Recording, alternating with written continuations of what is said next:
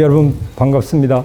또 올해 포럼 오랫동안 이렇게 지속되게 된 것 축하드립니다.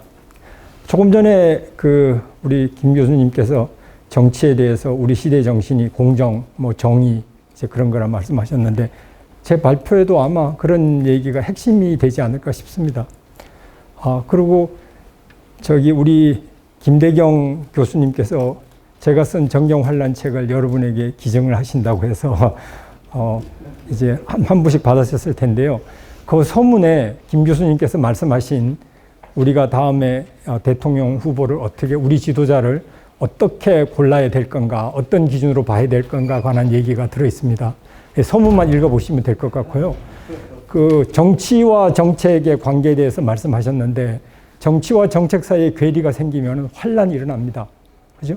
그게 경제 부분에 나타나면 경제 환란이죠. 예. 그게 제목이 정경 환란입니다. 이제 그런 부분도 언급이 되어 있으니까 사실 김 교수님 설명으로 제 얘기의 80%는 다 커버된 것 같은데 나머지 부분만 잠깐 말씀드리도록 하겠습니다. 제목은 풍요의 길, 빈곤의 길 이렇게 잡았습니다. 네. 그 다음에 Your choice, our money 그렇게 쓰고 싶었는데 하여튼 생략하겠습니다.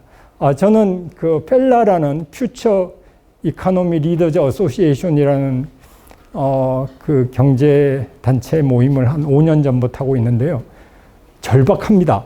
중견기업 오너들의 모임인데 제가 만든 취지가 사업하고 감옥 가는 일은 없어야 되지 않겠는가.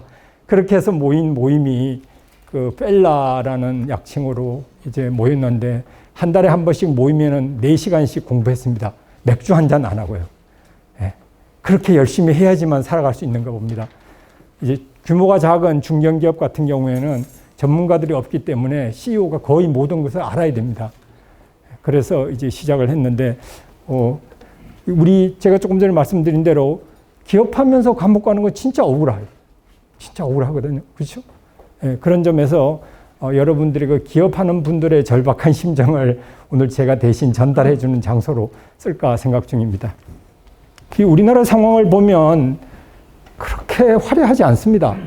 크게 성장했다 그러지만요. 10명 중에 3명의 직장인이 월급 200만 원 이하의 봉급을 받고 있습니다. 그 다음에 납세 의무자로 소득이 있는데, 납세 의무자죠. 소득이 있는데 40%가 조금 넘습니다. 약 40% 돼 있지만 그 사람들이 세금을 안 내요. 세금을 못 내는 거예요.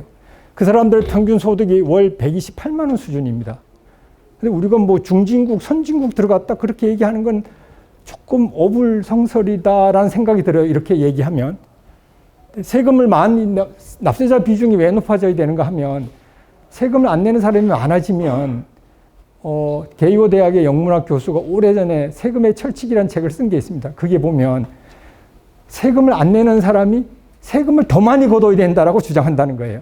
그게 어느 나라나 공통된 현상이라고 합니다. 세금의 철칙이라는 일본 교수 얘기를 여기 잠깐 응용하면 이제 기업에 대한 시각이 나빠질 수밖에 없을 겁니다.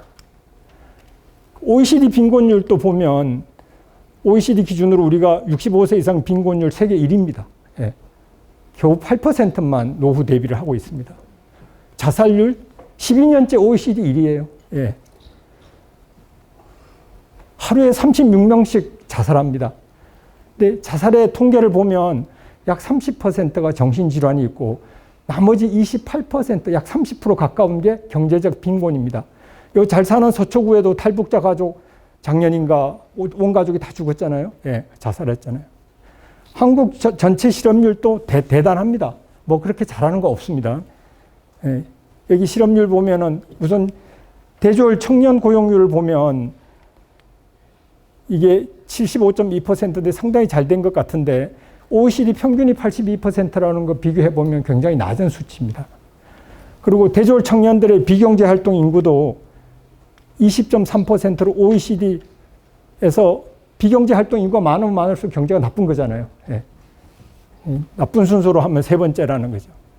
이제 여기에 연결이 됩니다. 이런 것들이 다 어떻게 연결되는가 하면 우리 사회를 분노케 하는 게 고용세습인 거예요.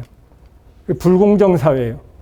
이거 최근 뉴스입니다. 기아자동차 소아리 공장에 신입사원 채용 때 직원 자녀 우선 채용이라는 조항이 있습니다.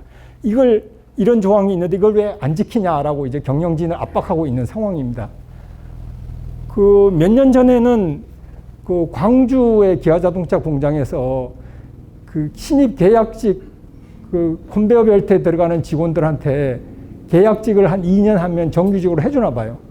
얼마씩 받고 채용한 줄 아세요? 노조 간부가 한 사람당 2천만 원씩 받고 하다가 걸려가지고 재판받고 막 그러지 않았습니까? 아주 만연돼 있습니다. 만연돼 있어요. 이런 실업 공포 중에 국내 30대 기업의 24%가 이렇게 노조가 강력하니까 고용 세습 조항이 있는 거예요. 소위 말해서 조선시대 음서라는 게 여러분 신문에서만 보셨겠지만 현실적으로 이렇게 많은 겁니다. 최근 2년 사이에 국립대학병원 10곳에서 재직자의 친인척 560명이나 합격했어요. 그리고 요새 무슨 어디 유공자 되면은 가점 5 내지 10점 받잖아요. 공무원 채용할 때. 그 사람들 다 합격하는 겁니다.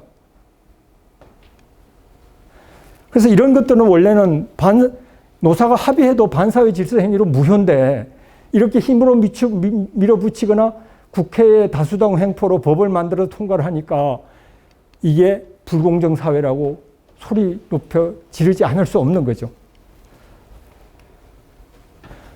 나머지 또 어떨까요? 사회보장 시스템은. 요양보험 수년 내 10조 원대 적자입니다. 고용보험 어때요? 10조 원 기금 4년 만에 고갈됩니다. 건강보험 2년 전부터 연속 3조 원대 적자입니다. 돈이 얼마나 많아야 될까요? 사회보장, 국민연금이 노후보장의 핵심인데 2053년에 고갈됩니다. 지금 있는 기금이. 고갈되면 어떻게 해야 되는가 하면 당해 연도에 걷어가지고 세금처럼 걷어가지고 그해 연도에 받을 사람한테 주는 것, 이게 부가 방식으로 내줘야 될 형편입니다. 그러면 지금 이제 여기 사회보장 중에 국민연금 같은 경우에 한 5% 개인 부담, 5, 6% 개인 부담, 기업자가 5, 6% 이렇게 할 텐데 이 부담률 20%까지 올려야 돼요. 그러면 소득세율 40%에 이거 기업이 10%, 이제 개인이 10% 한다 그러면 5, 60% 세율 같이 내야 되는 거예요. 군인연금? 군인의 고용주는 국가잖아요. 군인연금 적자가 심해요. 그래서 연간 5천억씩 소요됩니다. 적자 보전에. 공무원연금도 마찬가지죠. 공무원연금 보전 기금이 벌써 2조에서 보전해 주는 금액이 3조로 늘었어요. 그 다음에 그 문재인 정부 들어와서 공무원 증원한다고 그랬잖아요. 그죠? 그래서 노량진 방문하고 또 비정규직, 계약직 채용하는 거 금지하고 정규직 채용한다고 그랬는데 이때 2022년까지 17만 명을 증원할 계획인데 이때 사망 전까지 수령할 총연금 금액이 92조입니다. 돈이 그냥 나올까요? 40%는 돈 안 낸다 그랬잖아요. 나머지 사람이 부담을 해야 되는 거예요. 견딜 수 있을지 모르겠어요. 그런데 지금 여당의 후보 중에는 기본소득제 주장하고 있잖아요. 그래서 기본 시리즈 해서 기본주택에 그것도 점점 이제 외연을 확대해 가고 있는데 그 핵심이 이제 기본소득이라는 건데 원래 기본소득은 일정액을 기본소득으로 줄 테니까 다른 소득 사회보장은 없다라는 거예요. 그 대신에 그게 부족하면 너 나와서 일해라 이런 거거든요. 사회보장의 서브스티튜트예요. 그런데 이런 문제가 있기 때문에 핀란드든 노르웨이든 간에 이게 사회복지체계나 조세제도 등 이런 데 전체적인 사회 시스템과 연계가 돼 있어서 함부로 이런 제도를 도입하기가 곤란한 거예요. 물론 스위스도 이제 국민투표로 부결했지만은. 근데 한국은 이게 새로운 걸 굉장히 좋아해요. 신사는 새 것을 좋아한다. 그런 얘기를 연상시키는지 모르겠지만 대선 때만 되면 새로운 아이디어를 물어봐요. 새로운 아이디어 없냐? 저는 이회창 씨 후보 될 때부터 계속 새로운 아이디어 물어보더라고요. 그래서 새로운 아이디어? 인간 사회에서 새로운 아이디어는 굉장히 위험합니다. 실험을 해보지 않았잖아요. 지금 여러분들 이 메신저 RNA 맞는 것에 관해서도 유럽에서 그거 장기적으로 어떤 부작용이 있을지 모르지 않느냐고 500만 명씩 데모하고 안 맞고 막 그러고 있는 것도 이게 실험이라는 게 갖고 있는 본래적인 위험성 때문에 그런 겁니다. 그런데 우리나라는 아까 말씀드렸는데 그렇게 하고 있는데 그러니 보면 이게 사회보장 시스템과 연관이 있는데 기본 사회보장 시스템이 지금 난리잖아요. 요양보험, 건강보험, 국민연금 고갈된다, 군인보험, 뭐 공무원연금, 온 사방에 돈이 필요한데 이 본체가 지금 금가고 비세고 난리가 났는데 헛간 짓겠다는 생각과 진배 없다라고 저는 생각돼요. 그래서 굳이 뭐 반이라는 게 헛간이라는 영어니까 반 이코노미라고 붙일 수 있지 않느냐 이런 생각을 해봐요. 이런 유명한 얘기도 있어요. 복지 포퓰리즘이 복지 기반을 무너뜨린다라는 거죠. 돈 버는 공약이 나와야지 되는 거지 돈 쓰는 공약만 있어가면 안 되잖아요. 근데 이제 그런 비난이 있어서 그런지 모르겠는데 디지털 뭐 부분에 투자를 135조 하면은 고용 일자리가 200만 개 생긴다고 그러는데 그렇게 투자한다고 디지털로 전환한다고 그냥 생깁니까? 그게 기업이 그렇게 간단하지 않습니다. 여러분들 기업하신 분은 정말 잘 아실 거예요. 이거 사회보장하고 별개로 나머지 주변 여건들도 우리 국가 상황을 한번 봐야 됩니다. 우리 국가 채무라는 걸 보면 지금 이렇게 GDP의 50%를 넘었어요. 상당히 엄청난 겁니다. 사실은. 근데 여기 조금 더 자세히 보면 2011년부터 2020년까지 거의 10년 사이에 늘어난 것보다 더 급격히 늘어났어요. 물론 팬데믹이라는 영향도 있지만 우리가 좀 더 선별적으로 하고 또 이 부분에 관해서 장기적으로 뭔가 로드맵을 좀 갖고 하면은 달리 할 수도 있지 않은가 하는 아쉬운 생각이 있지만은 하여튼 이렇게 현상은 이렇습니다. 그럼 국가는 이런데 국가라는 게 뭐예요? 여러분들 우리 동창회 비유할 수 있잖아요. 동창들이 회비 모아서 동창회를 운영하는데 동창회 재정이 빚만 잔뜩 있는 거예요. 그죠? 그다음에 그러면 동창회 회원들 자체도 좀 잘 살아야 될 텐데 이 회원들에 해당하는 게 가계부채잖아요. 이 가계부채가 이렇게 급속히 증가했어요. 중국에 뭐 무슨 이 개인적인 소비 같은 거 잘 사는 1억 명 정도는 엄청나게 부자라고 그러고 하고 나머지 이제 대다수의 10억 넘는 인구들은 가난하다 뭐 그런 얘기를 하고 그러는데 이 평균으로 나온 거겠죠. 이렇게 통계낸 거 보면. 이게 우리가 중국 다음이에요. 그 다음에 가계부채 비율이 급증해가지고 GDP 대비 이미 GDP 규모를 넘어섰어요. 이게 세계 1위입니다. GDP. 이 조사 대상 37개국 중에. 근데 동창회가 발전하자면 동창회 회원들이 주머니가 두둑해야 될 텐데 이게 빚이 점점 더 늘어나는 거죠. 그 동창회 존속이 의심될 수 있잖아요. 네. 그래서 이게 미래 세대 부담으로 다 전가되게 되는 거예요. 최근 신문에 나온 거 보면 2019년 이후 출생할 미래 세대 부담, 세부담이 늘어났는데 이거는 이제 자기가 세금 내고 사회보험료 납부를 하는 거 내야 될 돈에서 복지 혜택을 뺀 부분이 순조세 부담인데 이게 1억 4천이라는 거예요. 지금 현재 우리가 얼마를 혜택을 보고 있는지 우리가 얼마나 부담을 지고 있는지 비교해보면 이 금액이 큰지 작은지 알 수 있어요. 그러니까 지금과 같이 이런 걸 메꾸자면 753만 원 정도 증가하면 되는데 753만 원 더 내면 되는데 이렇게 하면 1억 4천이 되는 거죠.